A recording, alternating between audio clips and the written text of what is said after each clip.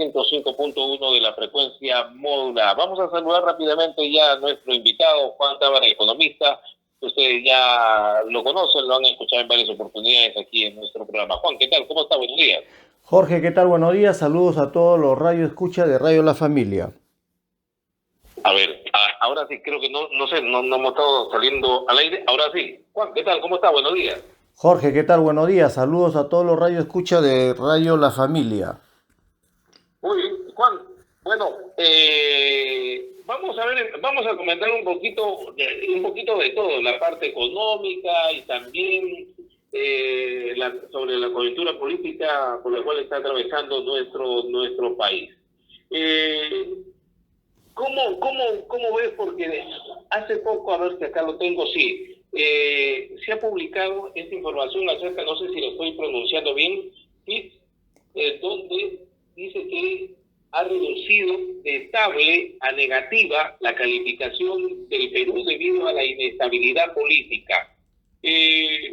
Esta información de Fitch, no sé si lo estoy pronunciando bien, Juan, pero es una calificadora, ¿no? Y esto casualmente guarda relación esta información que está brindando esta calificadora con lo que viene atravesando nuestro país con esta inestabilidad política, ¿no? Que está orientando las inversiones y nos está dando mala imagen a nivel mundial. Bueno, sí, lo que hay que tomar en cuenta que Perú, hay que recordar, por ejemplo, que desde la década de los 90, Perú ha seguido diferentes procesos de calificaciones, empezando con B2, por ejemplo, en el año 96 la BA3, luego ha ido pasando a ubicarse en B3A, que ese es digamos, y luego ha subido al AAA, que es el estándar más alto de calificación que se le hace a un país para establecer a nivel internacional cómo es que se puede invertir en determinada nación. La calificación de Fitch de BBB, o sea, 3B, es una calificación estable, no es una calificación negativa, aunque se la quiera considerar como negativa, pero lo que no se le dice al país es que Perú ha atravesado por una serie de inconvenientes durante mucho tiempo que está afectándolos ahora probablemente por todo este tema que tenemos de incertidumbre política, que no se pone de acuerdo el legislativo con el ejecutivo y que está afectando nuestra mirada a nivel internacional. Pero hay que tomar en cuenta, por ejemplo, que en estos indicadores la calificación influye, por ejemplo, el nivel de renta per cápita y los indicadores sociales que existen en el país. En el Perú, por ejemplo, el indicador per cápita nos está indicando que Perú, por ejemplo, es un país que no ha crecido mucho en los últimos 60 años. Perú arrancó en el año 60 con $289 más o menos de ingreso per cápita para estacionarse en el 2021 en algo menos de $6.800. Si eso lo comparamos con Corea, Corea de $159 creció a un poco más de $30.500 de per cápita. En el caso del proceso chino, en China, por ejemplo, el per cápita de $89 en el año 60 al 2021 ha logrado ubicarse encima de $12.000, con lo cual aquí tenemos, por ejemplo, que evaluar qué es lo que ha ocurrido y por qué está pasando esto, porque ahora, por ejemplo, vamos a tener graves problemas con el tema, por ejemplo, como país, ¿no? O sea, a nivel global, la demanda mundial se ha afectado por completo. Entonces, la crisis que tenemos por un lado, por efecto de la pandemia, que ha generado sobrecostos en todos los fletes y la recomposición de la demanda, ha llevado pues a que las economías encuentren escasez en materias primas y una serie de productos que se han encarecido a nivel internacional y que ha recrudecido con el efecto de la guerra entre Rusia y Ucrania. Y esto hace que se modifique el comportamiento macroeconómico a nivel global, sobre todo porque en el caso peruano, la mayoría de los ingresos de Perú recaen en pues, en las exportaciones primarias. Por ejemplo, mientras Alemania se soporta en el 1% de exportación primaria, Perú se apoya completamente en ese sector que finalmente no termina beneficiándonos porque estamos sujetos a los vaivenes internacionales de lo que ocurra con los commodities. Y como tal, por ejemplo, el cobre, que es un producto del cual Perú depende mucho y que se está ahora viendo, por ejemplo, todos los conflictos que tenemos con por ejemplo, con Quellaveco, que se acaba de parar o se paró, digamos, la producción de cobre, pero eso obedece a una mala estructura en el país. Nosotros nos hemos soportado, repito, en el tema minero ahora, antes era en el tema petrolero, en el tema del caucho, en el salitre, en la uria. Entonces siempre hemos proyectado nuestros ingresos manejándolos de manera en piloto automático, ¿no? Entonces eso no funciona y lo que vemos ahora a nivel internacional, por ejemplo, Estados Unidos está en una crisis horrible que para contener la inflación lo que está haciendo es subir las tasas continuamente, las tasas de referencia, y eso afecta definitivamente al consumo y sobre todo al nivel de la productividad, porque en algún momento las economías, cuando se sube demasiado el interés, los bancos se ajustan a nivel digamos, de país para seguir esa tendencia alcista de la tasa de referencia, y en consecuencia cualquier préstamo que ocurra en el mercado para poder apalancar la producción que uno quiera o cualquier servicio, cualquier proyecto que uno desee, va a ser mucho más caro. Por lo tanto, entonces aquí tenemos que la economía se hace más, digamos, menos dinámica. Peor ahora por el tema de que a nivel internacional las inversiones por efecto del COVID ya no van a ser derivadas a los minerales, que eso es lo que no se dice en Perú. Las inversiones están planteadas para que toda se vaya a infraestructura por un lado y por otro lado a salud. Por lo tanto, todas las inversiones que estaban concentradas en tema de minerales, eso ya se dejó de lado. Entonces aquí hay que tomar en cuenta este efecto que de repente por ahí alguna gente lo va a tomar como para seguir golpeando a este gobierno de Castillo, que si bien es cierto, ha querido hacer algunos planteamientos desde el inicio, como el cambio de la Constitución para modificar una serie de situaciones, como por ejemplo la reforma tributaria, que es prácticamente fundamental, porque aquí, por ejemplo, Perú está sosteniéndose solamente con una base tributaria muy pequeña. 76% de informalidad en el Perú no permite que el Estado sea un recaudador grande. Lo hizo, modificó, por ejemplo, Estados Unidos a través de su asamblea constituyente, que la hizo en 1879, cuando se liberó de Inglaterra. Tuvo que establecer, darle prioridad al tema tributario para que el Congreso, le dio facultades al Congreso para que estableciera una política tributaria dinámica muy fuerte. Hay que recordar que los mayores narcotraficantes no cayeron por el tema del narcotráfico, han caído en Estados Unidos por el tema tributario. Por el tema de invasión de impuestos, ¿no? Juan, ahora, aquí, por decir, revisando la información acerca que dio a conocer el INEI, donde esta información la dio a conocer el 15 de este mes, donde decía que la economía peruana había crecido en 1.78% en el mes de agosto del presente año. O sea, cuando dice creció, quiere decir que está avanzando la economía con todo lo que hay, el alza de los precios, el desempleo. La economía avanza, pero a paso lento. Bueno, sí, hay que recordar que, por ejemplo, según los informes de INEI, en el primer trimestre, INEI lanzó un informe de que Perú había crecido 3.8%, ¿no? Y que esto estaba basado en un buen desempeño del consumo familiar, 4.8%, y un incremento de las exportaciones de bienes y servicios, 4.0%. Entonces esto O sea, a pesar de todos los problemas que tenemos de la parte política, que todos los días se enfrentan los políticos, lamentablemente no entienden que tienen que llegar a punto de coincidencia. Nosotros, Jorge, estamos en este momento en la Alemania posguerra.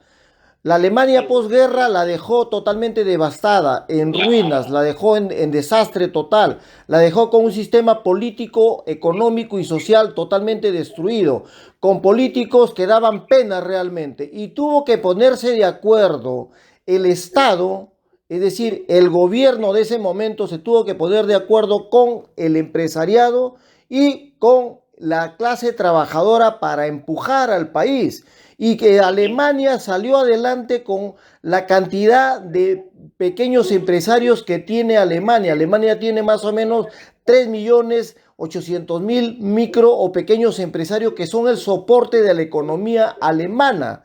Aquí en Perú tenemos lo mismo. Perú es un país rico en innovación, en ingenio, en capacidad. Si no nos hemos muerto acá en Perú, es justamente por el ingenio que tenemos los peruanos para autocrearnos empleo. Hay que recordar, ¿Y por qué es lo que ejemplo, falta? ¿Qué es lo que falta, Juan? ¿Qué es lo que falta?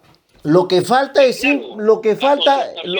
lo que falta es simplemente primero dejar de lado el enfrentamiento político para que la incertidumbre caiga, porque un país con incertidumbre genera demasiado movimiento alcista en todos los sectores. Entonces genera mucha preocupación. Por otro lado, hay que pensar que el país debemos enfocarlo no en el corto plazo, sino tenemos que enfocarlo en el largo plazo. Y la única Juan, forma de ir adelante es mejorar el sector industrial. La productividad peruana es muy pobre y en consecuencia con una productividad peruana muy pobre tenemos que solamente se requiere un nivel de trabajadores con escaso nivel tecnológico, lo que redunda en un ingreso per cápita muy pobre realmente.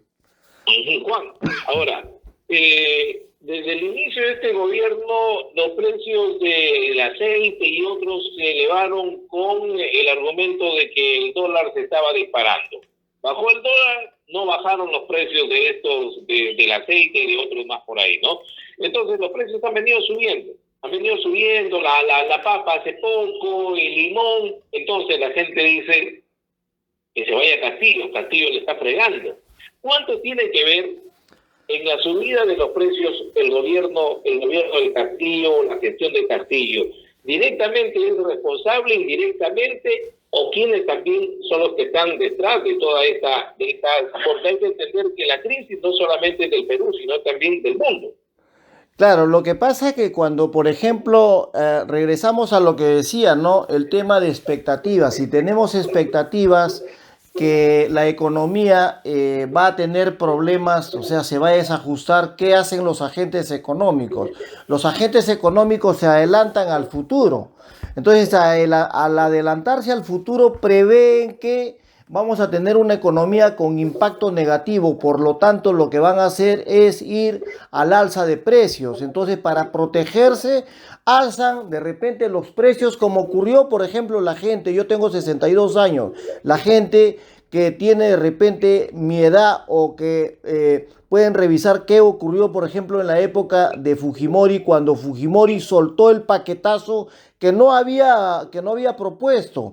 Lo lanzó, me parece, en septiembre el paquetazo y eso generó una inflación enorme por expectativas que luego tuvo que reajustar. Entonces, lo que ha pasado en Perú es lo mismo. Entonces, los agentes económicos creen que va a subir, creen que la tendencia del dólar, y peor todavía que un candidato que ahora ya es alcalde de Lima, planteó que el dólar debiera llegar a 6 soles, ¿no? Con lo cual, fíjate cómo se va moviendo las expectativas de afectar a la economía, ¿no? Entonces, si planteas que el tipo de cambio, que porque la mayoría de los productores, la mayoría de los industriales aquí en Perú, no tienen la materia prima aquí en Perú, la importan. Entonces, al importarse todos los productos, todo se trae a través de dólares, pues hay que pagar en dólares y en la medida que el dólar esté caro, el dólar sube. Pero cuando, como dices tú, si bajó el tipo de cambio, ¿por qué no lo ajustaron?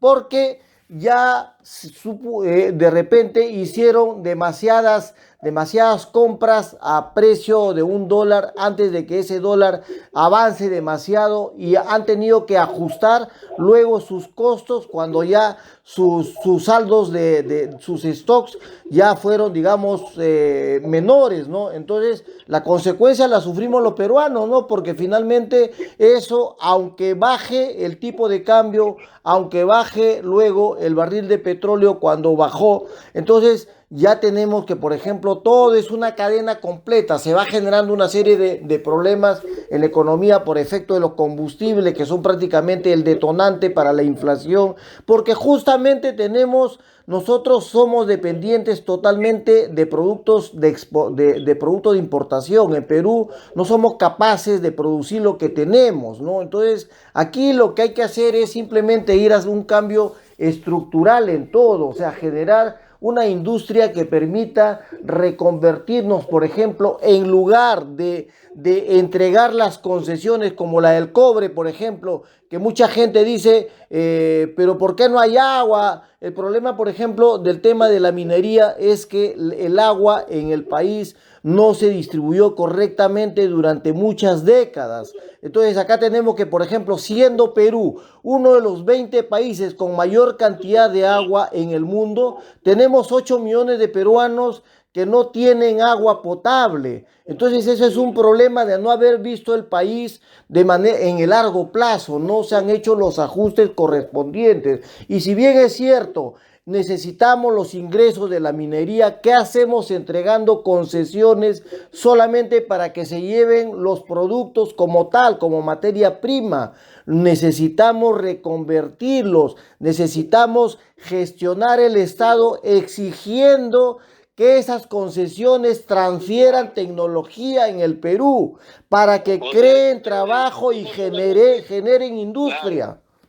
Que no se lleven la materia prima y lo regresen en producto, sino que acá se dé ese proceso, ¿no? Exactamente. Eso, Juan, ¿se puede o no se puede hacer? Claro que se puede, claro que se puede, es decisión política nada más, porque fíjate, en el tema de Quellaveco de repente la gente no tiene claro quién está detrás de Quellaveco. Quellaveco es Anglo American, algo así la compañía, pero detrás está el grupo Mitsubishi Corporation, que ha logrado invertir para Quellaveco Perú $600 millones, con lo cual el nivel de la inversión global de Mitsubishi Corporation ha subido al 40%. Esta compañía American tiene el 60%. Y hay que ver qué es Mitsubishi Company. Mitsubishi desarrolla vehículos. Mitsubishi está metido en el sector industrial, en el sector de la construcción, está metido en el sector de la salud, está metido en diferentes sectores y el cobre es la clave, es la pieza fundamental para desarrollar. Las personas que usan el chip, sacan ese chip, el celular, sacan el chip del celular, eso es de cobre. La computadora, la laptop que usamos, todo lo que puedan ver ustedes que tiene un componente tecnológico, tiene cobre, pero eso la mayoría de los países lo han industrializado para poder luego vendernos a nosotros como producto terminado. Lo que se tiene que hacer es reconvertir al país e ir hacia una industrialización para, si no ser la industria del mundo como lo ha logrado China, para por lo menos ser el país con el nivel tecnológico. Como para que nos entiendan nuestras amigas, amigos, o de lo que tú estás diciendo, es como que si nosotros acá se produciera la harina y nos llevan y nos regresan ya en panetón, en galletas, eso, ¿no? Exactamente. Y eso, pues, hacer acá, ¿no? Exacto. Ese es el tema. Y por muchos gobiernos que han dejado pasar eso, y seguramente lo han hecho porque por debajo de la mesa le pasaban otras cosas. Es lo que se ha hecho con muchas concesiones acá. Juan, el tiempo nos gana, lo invitaremos para a otra oportunidad seguir conversando sobre estos temas. Nos ha quedado escuchar su opinión sobre el tema de la vacancia y otras cosas más, pero vamos a coordinar para tenerlo en estos días de esta semana que viene aquí en nuestro programa. Un abrazo, muchísimas gracias. Bien, Jorge, con mucho gusto, sobre todo para ver el tema del empleo y por qué el ingreso per cápita o el ingreso peruano es muy pobre. El tema de la luz, Juan, el tema de la luz me gustaría, ¿ya? Y ahí coordinamos. Perfecto, muchas gracias por tu invitación, Jorge. Saludos a todos tus radio escuchas. Gracias, Juan, muy amable. Estuvo con nosotros, habla Juan Tábara Valladares, economista, hablando como siempre, claro, directo sobre estos temas. Él no le gana con ninguna medida, con ningún grupo económico, nada. Por eso es que convocamos a que pueda darle por información y su opinión sobre temas económicos. Nos vamos a la pausa y luego que podamos llamar al doctor Benavides.